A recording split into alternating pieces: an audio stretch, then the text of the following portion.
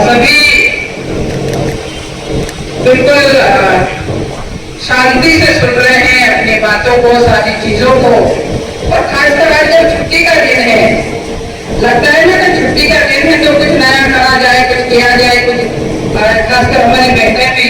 कि कुछ घर का काम निपटा लिया जाए या कुछ ऐसा अलग किया जाए। तो आज छुट्टी के दिन और सुबह से आप लोग पूरे जिले से आए हुए हैं, तो सबसे पहले तो मैं आप सभी को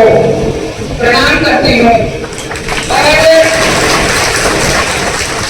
पहली बार आप लोगों से मुझको मिलने का अवसर मुझे मिला। और दीवान भाई और दूसरे साथी जब समय लेने के लिए मेरे पास आए तो मैंने ये कहा कि मैं सैटरडे संडे छापा रहती हूँ और इस बीच में अगर आप कर सकते हैं तो आप कार्यक्रम कर लिए। और इन्होंने इतना शानदार कार्यक्रम यहाँ पे आयोजित किया। पहले तो कार्यक्रम के लिए आप सभी लोगों को बहुत बहुत बधाइयाँ, शुभकामनाएं।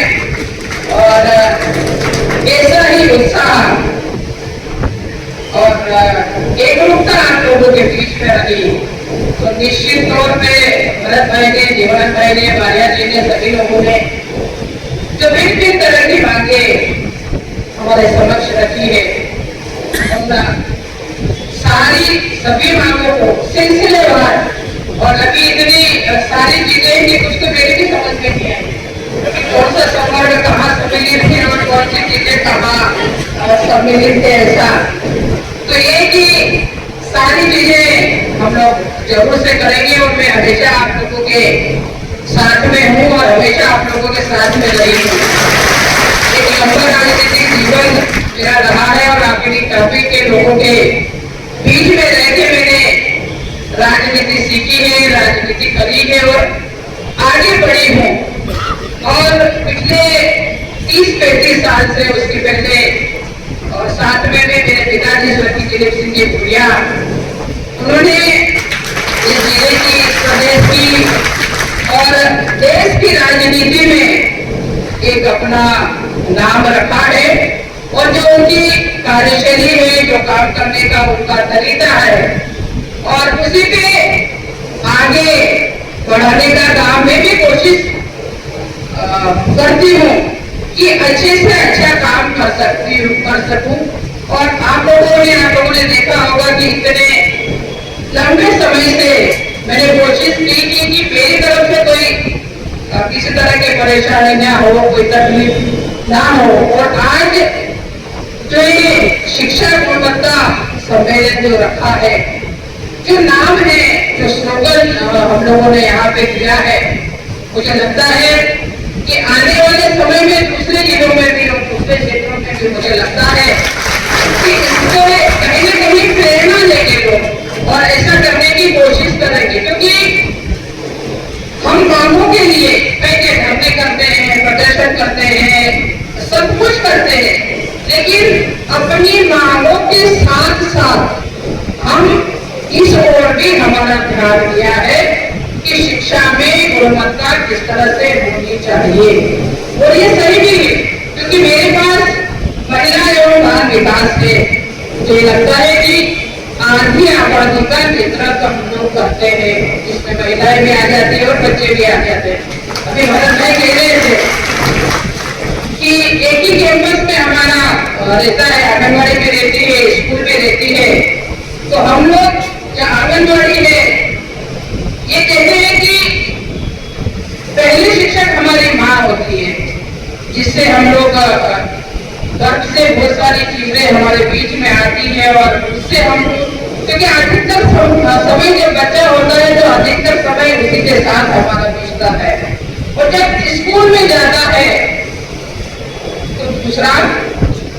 हमारे शिक्षक होते हैं, जिससे बच्चे बहुत कुछ सीखते हैं। और आंगनबाड़ियाँ बहुत सारी जगह हमारे स्कूल कैंपस में ही बनी हुई है। तो जो बेस तैयार करने का काम जो करते हैं वो आंगनबाड़ी के माध्यम से करते हैं। और क्योंकि मुझे ये विभाग अभी मिला है और बहुत कुछ करने की संभावनाएं हैं, और इसके लिए हम भी ये प्रयास कर रहे हैं। जैसे हमने किसी को रखा था कि स्कूल महिला बाल विकास, जैसे वो एक स्वास्थ्य विभाग जो है,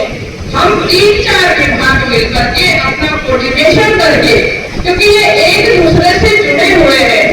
और इसके लिए हम भी, हमारे मुख्यमंत्री जी डॉक्टर मोहन यादव जी और सभी लोग हम मिलकर ये प्रयास करेंगे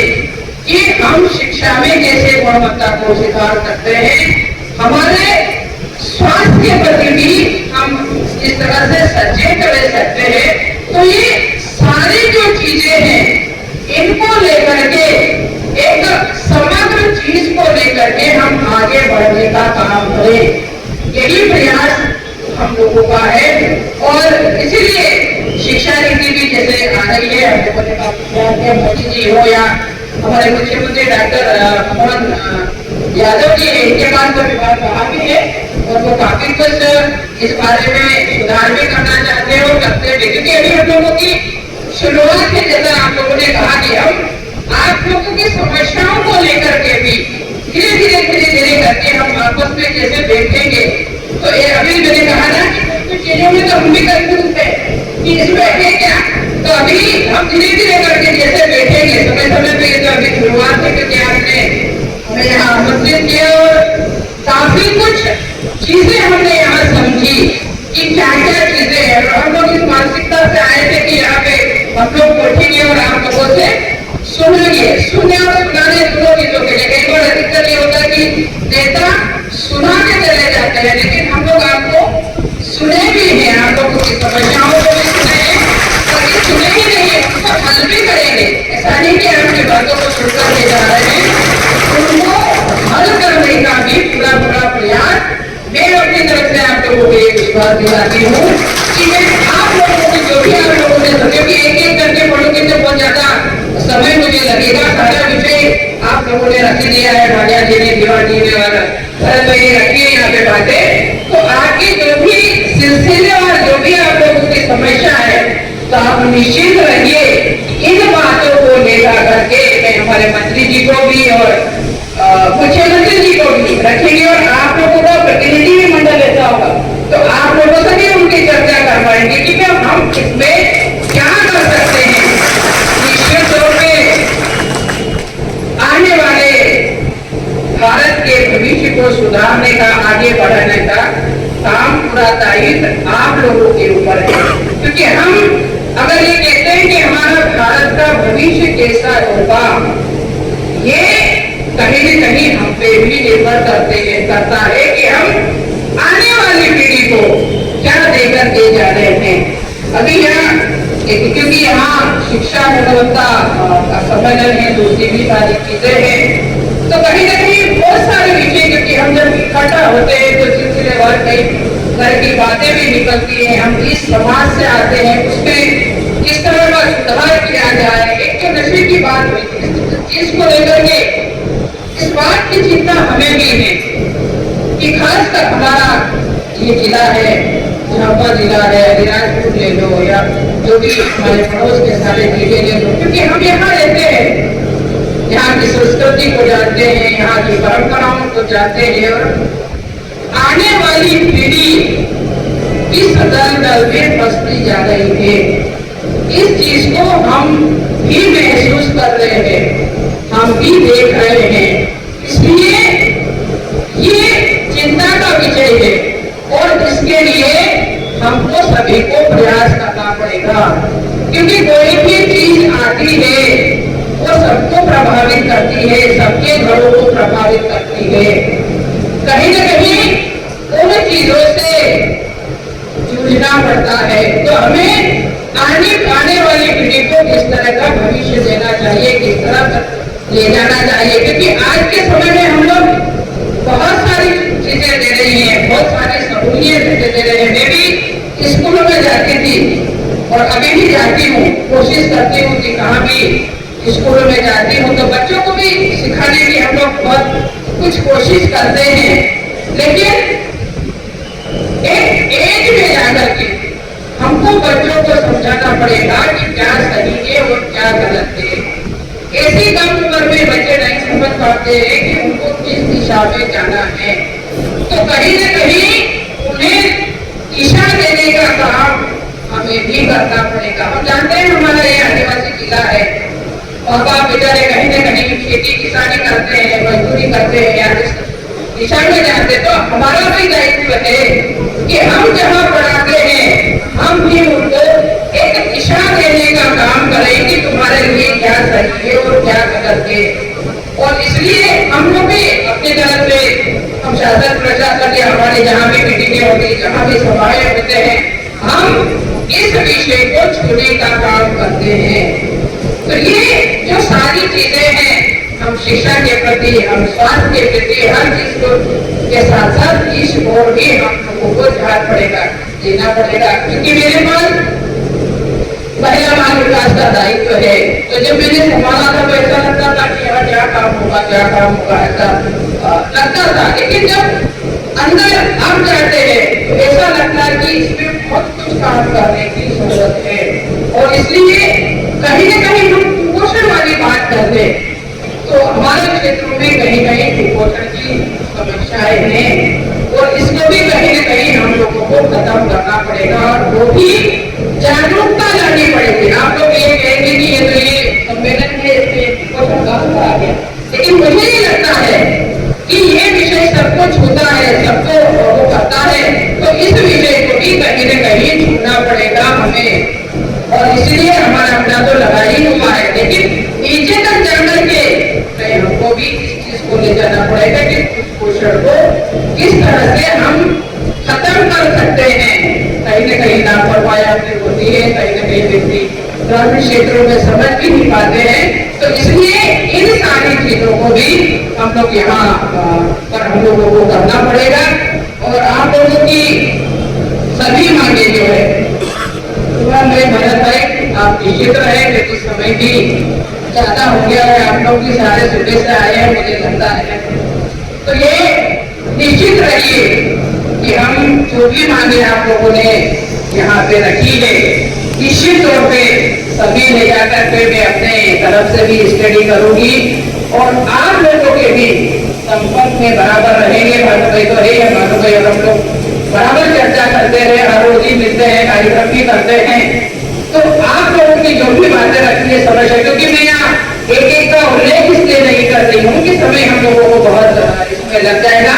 इसलिए जो भी मांगे आप लोगों ने यहाँ पे रखी है, निश्चित तौर पे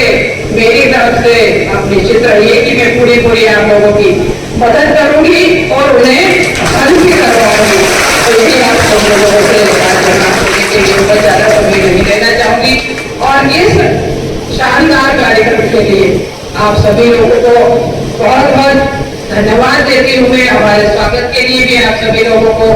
बहुत बहुत धन्यवाद देती हूँ कि इतना शानदार और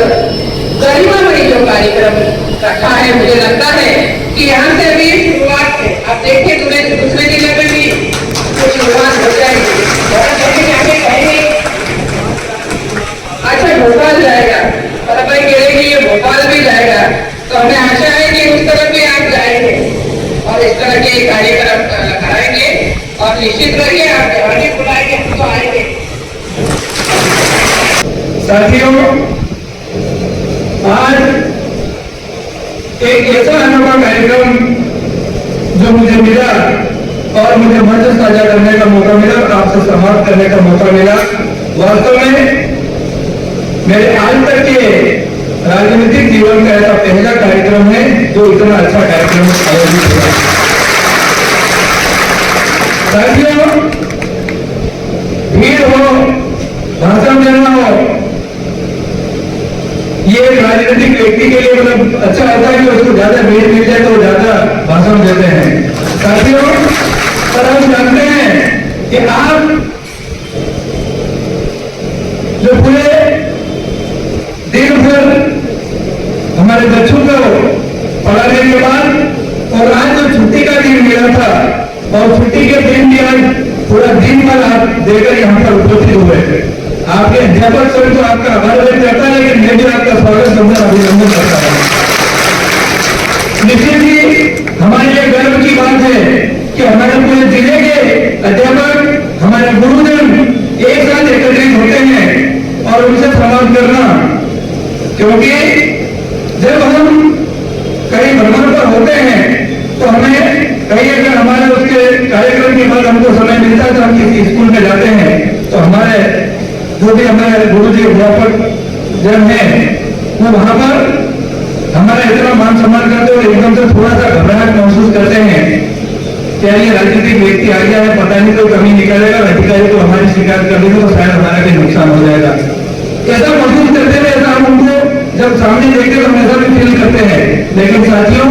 इसी प्रकार की चिंता करने की कोई आवश्यकता नहीं है। ये भानु मुखिया भारतीय जनता पार्टी का जिलाध्यक्ष है। जब भी इस प्रकार की कोई अगर आपकी समस्या होती है तो मैं आपके साथ खड़ा हूँ, कहीं प्रशासन से भी डरने की जरूरत नहीं है, क्योंकि आप अपने समय देकर अपने परिवार से समय निकालकर आप हमारे बच्चों का भविष्य तय कर रहे हैं। निश्चित ही आप लोगों ने जो ये कार्यक्रम आयोजित करा और उसका नाम शिक्षा गुणवत्ता दिया और आदरणीय दीवान जी ने उसका पूरा विषय वस्तु पूरी विस्तृत रूप से दी है। निश्चित ही आप सबकी कहीं न कहीं छोटी मोटी समस्या जरूर रहती है और मैं ऐसा मानता हूं कि समस्या घर बैठे व्यक्ति को समस्या नहीं आती है। जो व्यक्ति जितना काम करेगा और काम करने वाले के सामने ही समस्या आती है, इसलिए आप काम करने वाले लोगों को मैं आपका सम्मान करता हूं और आपकी जो समस्या है उनका हम पूरी ईमानदारी से एक माध्यम बनकर आपका, चाहे जिला प्रशासन हो चाहे मध्य प्रदेश की हमारी भारतीय जनता पार्टी की सरकार हो, वो लगातार हमारे शिक्षकों के बारे में भी सोचती है। हम उनके समझ के आपकी बात करके आपका उस समस्या का समाधान करने का पूरा प्रयास करेंगे। साथियों, बड़े हर्ष की बात है कि हम सबके बीच में हमारे झाबुआ जिले का प्रतिनिधित्व तो मध्य प्रदेश की सरकार ने हमारी आचार्य दीदी वहां रखी है। साथियों, हमारी समस्याओं का समाधान जरूर होगा। निश्चित तौर पर आप लोगों ने जो एक विषय रखा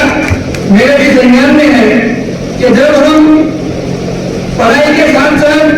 अन्य जो गतिविधियां हमें प्रशासन के द्वारा या शासन के द्वारा थोपती जाती है,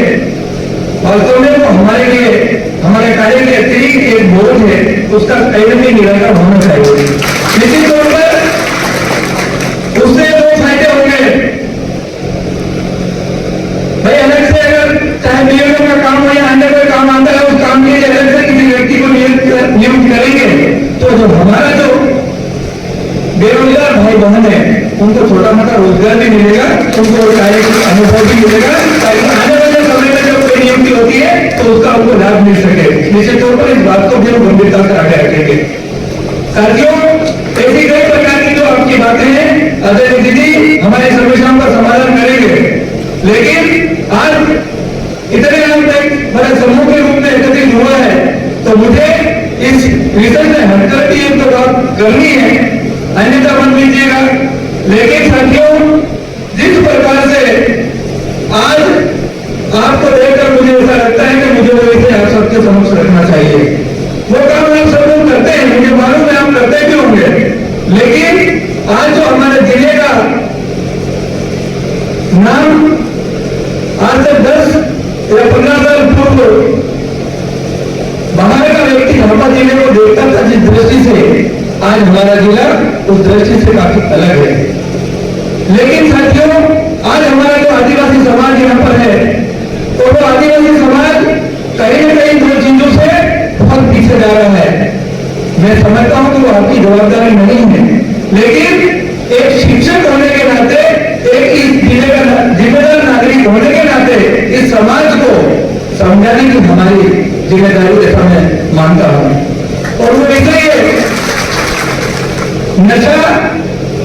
और जो दहेज प्रथा है, साथियों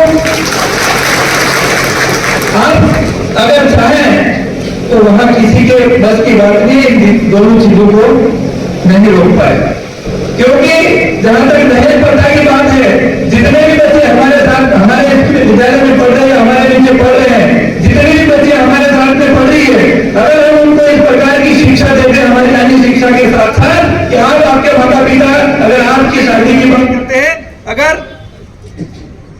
आपकी दहेज की बात करते हैं तो आप उसका खुलकर विरोध करिए। अगर ये शिक्षा भी अगर हमने दे दी तो निश्चित तौर पर हमारा समाज काफी हद तक सुधर जाएगा। जहां तक नशे की बात है, अगर हमने नशे की बात को लेकर अगर हमने हमारे विद्यार्थियों को अगर समझा दिया, अगर हमारे घर में कहीं अगर नशा होता है तो वो बालक बालिका उसका विरोध करेगा परिवार में, तो परिवार के मुखिया की हिम्मत नहीं है कि वो उनकी बात को ना टाले। तो साथियों, ये दो ऐसे विषय हैं, अगर इनको हमने ठान लिया तो ये हमारा झाबुआ जिला नई दिशा और नई दिशा तय करेगा। साथियों, जिस प्रकार से आप पढ़ाई के साथ साथ हमारे बच्चों को खेल की गतिविधियां देते होंगे, निश्चित तौर पर हम देखते भी हैं, लेकिन मैं ऐसा मानता हूं कि हमारे जिले के जो विद्यार्थी हैं, हम शारीरिक रूप से इतने सक्षम होते हैं कि हमें किसी भी प्रकार के अन्य टॉनिक की आवश्यकता नहीं पड़ती है। साथियों, आज हम देखते हैं कि जो ओलंपिक जब होता है तो हमारा भारत देखते हैं कि स्वर्ण पदक कोई लेके आता है, हम देखते हैं कोई होता है लेकिन कोई ऐसा हो नहीं पाता है। अगर हम उनको पढ़ाई के साथ साथ खेल की गतिविधियों में अगर उनको हमने पारंगत किया, क्योंकि शारीरिक रूप से हम जितना हमारा जो आदिवासी वर्ग है यहाँ पे जितना मजबूत है, इतना मैं किसी समाज को नहीं मानता हूँ। अगर वो सब हमने दे दिया तो निश्चित तौर पर हम एक अच्छे खिलाड़ी के रूप में भी हमारे इस जिले से, और हो सके तो भविष्य में हम ओलंपिक में पदक जीतते हुए भी हम किसी को देख सकते हैं। निश्चित तौर पर ये हमारे उससे हटकर भी कोई विषय था, तो आप सब लोग इस ओर ध्यान देंगे, और आप सब लोगों ने यहाँ पर बुलाकर बोलने का मौका दिया और यहाँ पर मेरा सम्मान किया, उसके लिए मैं आपका धन्यवाद ज्ञापित करता हूँ। वास्तव में मुझे ऐसा लगा कि ऐसा कार्यक्रम एक बार नहीं, बार बार आयोजित हो, ताकि आप और हम हमारे बीच में समाज बना रहे, और समाज से हम आपकी समस्याएं, बच्चों की समस्याएं, और हम भी हमारे साथ कोई ऐसी बात हो तो हम आपके साथ साझा कर सकें। निश्चित ही बहुत अच्छा लगा ये program, very important for me. Thanks for all of you. धन्यवाद।